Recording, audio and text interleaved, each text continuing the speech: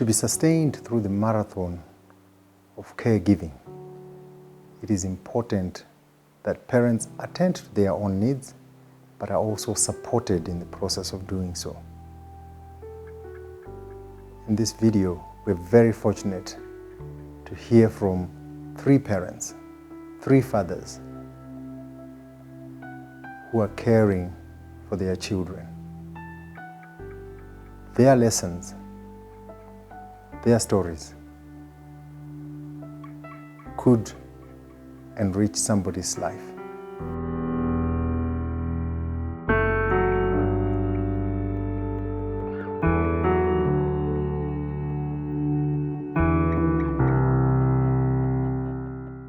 Nko mu mwaka wa 2012 nasuwe n'inshuti yanjye magara areba umwana wacu w'imfura w'umuhungu witwa Jazo. Icyo gihe yari afite nk'imyaka 2 irengaho gato. Arambaza atari ko ati Clement, umwana wanyu afite ikibazo ki?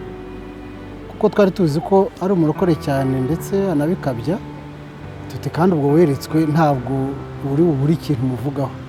Turabiseka. Aravuga atari ko ndabona atumbera mu nguni imwe y'inzu atavana y'amaso, ati ntabwo bisanzwe.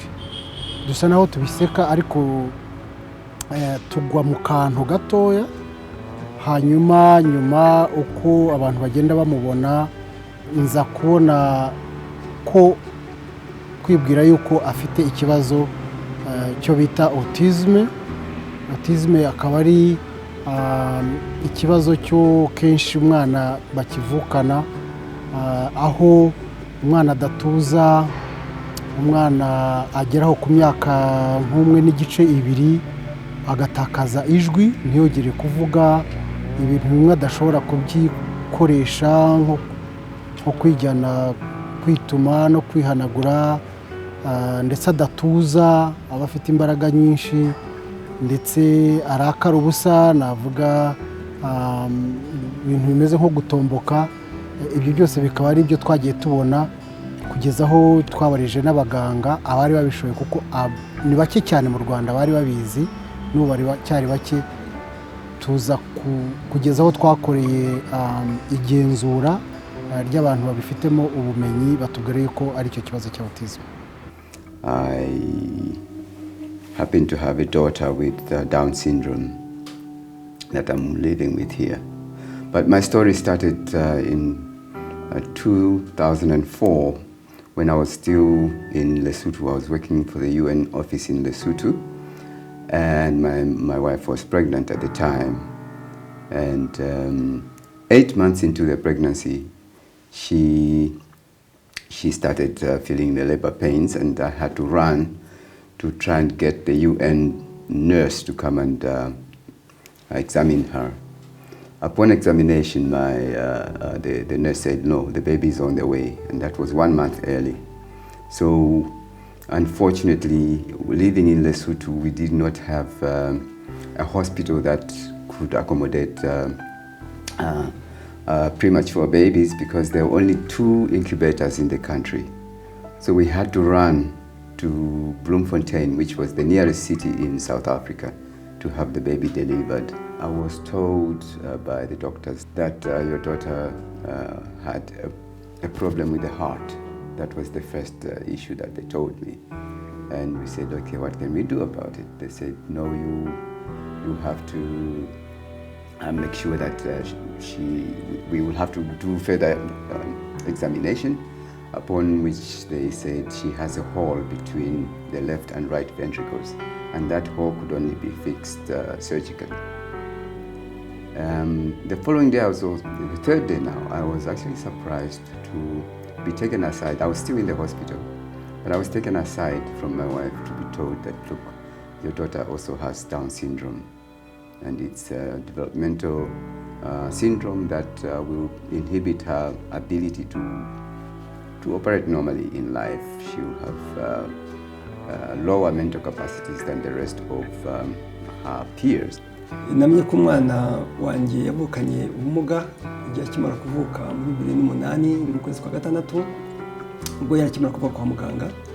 Muganga yahise atubwira yuko umwana avukanye icyo bita trisomie 21 akaba ari ikintu umuntu avukana ariko mu by'ukuri nta ruhare yakigizemo ubwo tukibyumva nyine ntitwa tuzi ibyo ari byo twabanje kujya kuri internet gushaka trisomie 21 icyo ari cyo ariko twaba nyine dufite ikibazo mu bwa mbere twari tukibonye natwe ubwacu muri famiye yacu ari jyewe ari madame twabaye nk'abaguye mu kantu kuko umwana yatangiye ahora afite umuriro buri munsi kuko bw'umuga yari afite bwari bufite ibindi bishamikiyeho cyane cyane harimo uburwayi bw'umutima ko mu mutima harimo imyobo ibiri bigatuma rero n'amaraso atajya baho akwiriye kujya bigatuma umwana ahora afite umuriro buri munsi byatumye umwana avuka mu by'ukuri atangira gukura ariko ahora ku miti kugeza ubwo byabaye ngombwa yuko bamukorera operation baramubaga noneho bamushyira na device mu mutima kugira ngo bashobore gufunga ya myenge yari irimo. Tukimara kubimenya twaguye mu kantu ugwa mu kantu ugatangira kwibaza ibibazo ese kukigiyewe ese bitewe n'iki ese nzabyifatamo ne nibo bwa mbere twari tubibonye icyo kibazo kandi ntabwo ari abantu benshi bari bamaze kukimenya. Tukimara kugwa mu kantu rero habayeho kubanza nyine gutekereza twakora iki cyane cyane yuko n'ibisubizo ntabwo byabaga bihari ku buryo udashobora guhita umenya n'icyo ukora ko nta n'umuntu ushobora kubaza. Rero navuga ngo icyakurikiye icyo ngicyo ni ukwiheza nakwita stigmatization cyangwa stigmatization aho utangira noneho guhunga abantu uvuga uti barambona bate usuye umwana abashyitsi bazaga tutangira kubagabanya natwe dutangira kwanga gusura abantu twagombaga kumushakira abakozi bamwumva bamufata neza kubera ko ndibuka hari igihe tukimara kubona icyo kibazo twahinduraga abakozi ngira ngo nka buri kwezi umukozi uje akamubona akahita agenda ngira bakavuga ati ubu bumuga burahita bumfata ariko nagira ngo nibutse abatwumva yuko ntabwo autism ubwo bumuga bushobora kugufatira mu buryo ubwo ari bwo bwose wamwegera wamukoraho nta kibazo bagenda babimenya rero kumushakira ibiryo abakozi bamufasha kumushakira iryo rindi shuri kumushakira ibimutunga kubera ko bimwe mu ngaruka zo gutugwa cyangwa se kugira umuntu ufite ubumuga nuko bihungabanya ubukungu bw'umuryango bisaba igihe kinini cyane no kuvuga ngo igihe namaranaga n'abandi bagabo byaba ari kujya gusangira byaba ari kuganira nimugoroba byaragabanutse bamwe barambura bamwe baranyanga abandi barandakarira abashoboye kubyumva barabyumva ku buryo twagomba kumuha umwanya munini cyane. Ntanze nk'urugero iyo ntamufashe ku ishuri atari ryo umwifatiye ashobora kurakara nk'icyumweru cyose akanga nko kurya ubwo rero byavugaga ngo kuva ku kazi no kumufata cyangwa se madame akamufata ku ishuri. In order to undertake the treatment for the heart, the child had to be at least 6 kilos in weight. But to get to 6 kilos in kilograms in weight, she had to be eating. So we were in a catch-22 situation. She couldn't eat because she had the heart problem, and they couldn't treat the heart problem if she couldn't eat. So that was a situation that we had to deal with first. But we persevered, and we were feeding her with a syringe, like an injection.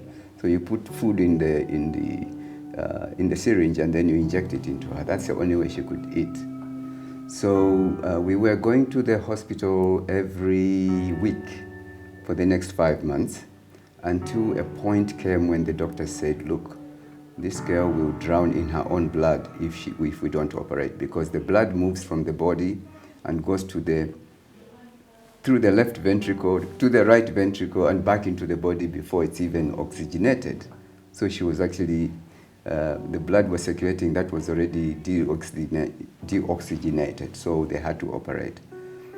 And at 5 months, they just told us that, look, even if she's not 6 months, we're going to operate on her.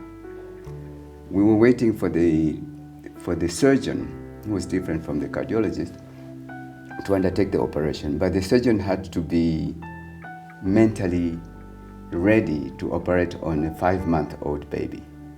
And he explained to us that he had to take the heart out of the body and put the baby on the heart-lung machine, and then stop the heart from beating and cut it up and fix the valves and the wall between the two halves of the heart. And then every 45 minutes they would actually inject some electrical charge, and then the heart would start beating, then they would stop it and repeat the process until they finish repairing the heart, and then the heart would be put back in the body. Kumujyana ku ishuri byasaga yuko dushakisha ahantu bashobora kumufasha neza kandi n'abashobora kumwakira. Aho twamujyanye ha kabiri hari mu ishuri rya primaire, ariko bafite na maternelle, ariko bakigisha cyane cyane mu Gifaransa, mu gihe aho yabanjije bo bigisha cyane mu Cyongereza. Ibyo nabyo byabaye nk'ibivangira umwana, yaramenyeye ururimi rumwe nyuma ajya mu rundi, ariko arakomeza. Abo nabo twahuriye n'ikibazo kuko ahambere ntabwo badusabaga abarimu babiri, umuntu ufasha umwana, wajyana umwana gusa bo bakamwitaho umunsi wose. Ariko aha kabiri ho basaga yuko umwana ajyana afite umu assistant mukurikirana buri munsi, buri saha, buri segonda. Ariko no tuyisanga n'ubundi nta musaruro mu by'ukuri wavagamo, kuko none amaze kuna igihe umu assistant we yagize aho aragenda yabonye akandi kazi, twabuze undi muntu kumukurikirana aho ngaho, none tumwimurira ahandi ari naho ubu ngubu akiri. Bo urebye bafite abana bafite ubumuga nk'ubwe. Ngo gushakisha rero yakwiga cyaterwa nuko first of all bashobora kumwakira, bemera kumwakira, ubona ko bafite noneho na system zishobora kumufasha. Ngira ngo amahame twagendeyeho nk'ababyeyi be ni uguhuza uburyo tumufashamo, kuko mudahuje mumuha ubufasha butandukanye ntabwo ashobora biramucanga. Rero ni ikintu gikomeye cyane niba uri umugore n'umugabo, ni uko muhuza ubufasha mumuha kandi mukumvikana ku gishobora kuba gitera ubwo bumuga, mugashobora no kumufasha. Icya kabiri ni ukumvikana ku gihe, niba arya saa 2 ni saa 2, niba anywera mu gikombe cy'ubururu n'umuhesha umutuku ashobora kutanywa, kumvikana ku bikoresha akoresha. Ikindi no kumufata neza, gutuma atarakara, gukora ibintu bituma kumukorera ibintu bituma ahora nezerewe. Principles that we've adopted are to treat her as any normal kid would be treated in any given situation. We get angry at her, we get happy at her, we praise her, we treat her like a precious egg, and we take care of every single need that she has, physically and mentally. I think the challenge now is that as she's growing older and she's becoming more aware of her body and of the needs of a young adult, it becomes difficult, especially for me as a father, to relate to her growing up into a young lady than when she was a baby girl, because then I could actually take care of all the specific needs that she required. But now, let's say in schools, for instance, if a period comes, then she really has problems trying to take care of herself in that regard. And you know, you don't expect any person in a school to do those very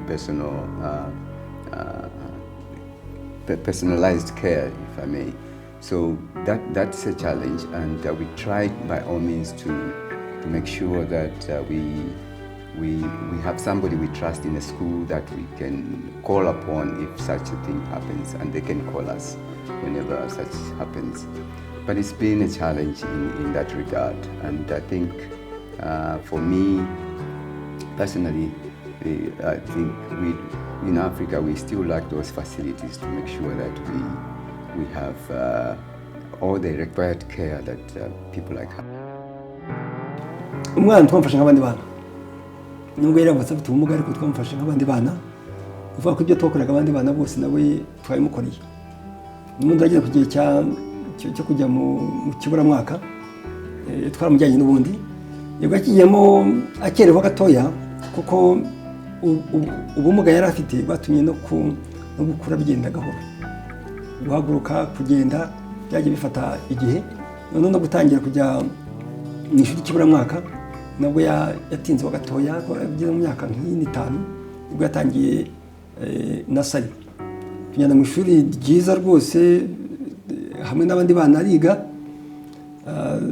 agera mu wa mbere mu wa kabiri mu wa gatatu igihe cyo kurangiza nasari tugira ikibazo cy'uko atashoboye gukomeza muri primary school aho yigiraga ntabwo barafite primary school barucya kuri nasari gusa noneho tuza tumujyana mu kindi kigo nacyo ajya muri primary school ariko nabwo atafite level y'abandi banyeshuri muri primaire bitera ikibazo kugira ngo ashobore kwiyadaputinga ku bandi bana avuye aho yari avuye ubwo twose dushobora kugira ngo tumushakire ahantu hose tubona yafashwa mu buryo bwo kumushakira education ase uburere mu ishuri ariko duhura n'ikibazo gikomeye cyane cy'uko nta mashuri yari afite ubushobozi bwo gufasha umwana nkuriye ni ibintu bisaba ubundi amashuri afite ihame ry'uburezi rifasha abana bafite ubumuga cyane cyane afite ubumuga bwo mu mutwe. Icyo kubyara umwana ufite ubumuga byanyigishije icya mbere byanyishije guca bugufi. Iyo utarabyara cyangwa ugire umuntu ufite ubumuga hari igihe uba wumva waravukanye amatwi abiri amaso abiri ukumva mbese ni ibintu bidasanzwe. Nkumva rero guca bugufi nabyita nko kutamenya privilege ufite. Rero byanyishije guca bugufi binyigisha no kumenya ibibazo abafite ubumuga bafite cyangwa bahura nabyo n'ababyeyi no gusobanukirwa ubumuga icyo ari cyo ndetse n'uburyo umuntu yamufasha. Ikindi byanyigishije ni ugukoresha igihe neza, gukoresha igihe neza kugira ngo umufashe kandi n'ubundi buzima bukomeze. Wenda ikindi cyo isomo ryavuyemo ni uko natangiye kwiga uburyo ushobora kwihangana cyangwa umuntu yakwita resilience, kudatezuka ku ntego, niyo kutagamburuzwa mu kinyarwanda ariko umuntu yabyita, niyo wahura n'ibibazo bikomeye cyane gukomeza umurego ugakomeza imbere. Numva muri rusange ari icyo byanyigishije. Nkaba navuga ngo byarampinduye cyane, byarampinduye bikuvanamo ubutesi, bikuvanamo kwirara, bikuvanamo gutakaza umwanya mu bintu bitari ngombwa, bikwigisha guca bugufi no kwegera abantu bafite ibibazo ndetse no kubitaho no kugerageza no kubumva, ndetse ukanashobora no kuba wamenya ibibazo bahura nabyo no kugira uruhare mu kubikemura. I have learned a lot from my child as a parent. The first thing is the unconditionality of love. When she loves you, she loves you. There's no pretense. And I don't think she's got the capacity not to love. That's the first one.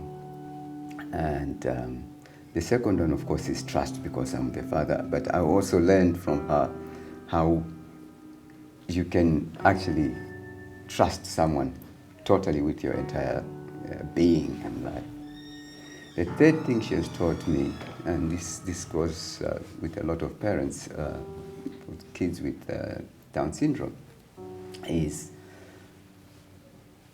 she has taught me about the fragility of life and how we should take life the way God intended it to be taken. And that is the possibility that anything can go wrong. And you are never sure. Sometimes you go in at night to check into the bedroom and she's sleeping peacefully. Is she okay? You know, it's those things that you become utterly aware of when you are living with someone with special needs, and it's something that you learn as you go along. You start learning how to behave. Urganisha yuko umwana nkuriye nawe nubwo afite ubumuga ariko nawe akwiye kugira affection y'abandi bana, kandi kure guhabwa opportunities zose nizo abandi bana babona cyane mu bushobozi bwe. Ikindi navuga byangishije ni ku babyeyi wenda muri rusange ni uko umubyeyi adakwiriye kubona umwana ufite ubumuga nk'aho yagushije ishyano, ahubwo akunda kuvuga ko n'uwo mwana ufite ubumuga nawe ni umugisha aba yabonye uvuye ku Mana, akwiriye kumwakira nawe akamufasha mu buryo bwose ashoboye kandi akamufasha nk'uko yafasha undi mwana wese udafite ubumuga. Ikindi nize ni uko abana bafite ubumuga nabo ni abanyamumaro, ni abanyamumaro cyane kubera yuko iyo ndebye umwana wacu hari imirimo myinshi cyane akora mu rugo kandi yayikora akayikora neza. Icya mbere twifuza yuko ubuyobozi, abo dukorana, abakoresha basobanukirwa n'ubumuga muri rusange. Ubumuga ni iki? Iyo bamaze kubisobanukirwa bakaba basobanukirwa n'uburyo witwara ku muntu ufite ubumuga cyangwa se umubyeyi w'umwana ufite ubumuga. Imvugo ukoresha zidasesereza, inyito ubita zibahesha agaciro, ndetse no kuba yamenya atari ko uyu muntu afite umuntu ufite ubumuga wenda yaraye adasinziriye, akamenya yuko yagutwara neza kugira ngo akazi kagende neza. Ibyo rero bigatuma umukozi yarushaho gukora neza ndetse agatanga n'umusaruro uba ukwiye ku mukozi wakoze neza, atuje, afite n'aho akorera hamwumva. Uburere bw'abana afite ubumuga bundi burahenze, it is very costly. Ubundi hakwiriye kubaho ikintu nakwita nka education grant ifasha abana afite ubumuga. Ubu ntayo ndabona, ubundi yakaba nziza yuko umwana nk'uwo yahabwa ibikenewe byose. Special education isaba ubushobozi akenshi umubyeyi adashobora kubona. Ibiro byakabaye byiza rwose, ubuyobozi muri rusange, ariko noneho n'ubuyobozi bw'ikigo dukorera buramutse nabwo bushyizemo imbaraga bukareba ukuntu bwafasha ababyeyi bafite abana bafite ubumuga. Wenda mu gusoza nabwira ababyeyi bafite abana bafite ubumuga runaka, nabwira abandi bose bagira uruhare mu gufasha abo bana cyangwa se abantu bafite ubumuga yuko ubumuga butandukanye ariko umuntu adafite ubushobozi. Bariya abana bazakura bagira ubushobozi, rero navuga ngo ntibihebe, bakomeze icyizere. As a parent with a child with disability, I would say to other parents in similar circumstances that let's all hang in there. We have the ability to raise these children as any other children that we have been able to raise in the past and in the future. Icyo nabwira ababyeyi bafite ubumuga ni kubabwira ngo nimukomere kandi mujye munishimira yuko n'abana nabo Imana yabahaye. Abana bafite ubumuga ntago ari umuvumo nk'uko benshi bajya babyibwira, ariko ahubwo nabo ni umugisha muri byose. N'ahantu hose umwana ufite ubumuga ni umwana nk'abandi, kuri guhabwa agaciro kandi agafashwa muri byose nk'undi mwana wese. Austin's, JDK's, and Clemar's stories of being misunderstood and not being provided the resources that they need in order to take care of their children are certainly not unique. Across the world, across this continent of Africa, many parents are failing to access the resources and the support that they need to take care of their children. This is not inevitable. A stronger society is recognized by how it takes care of its weakest members. We can and we must build the infrastructure in our society that enables everyone to live a more dignified life and to be able to apply them as best they can.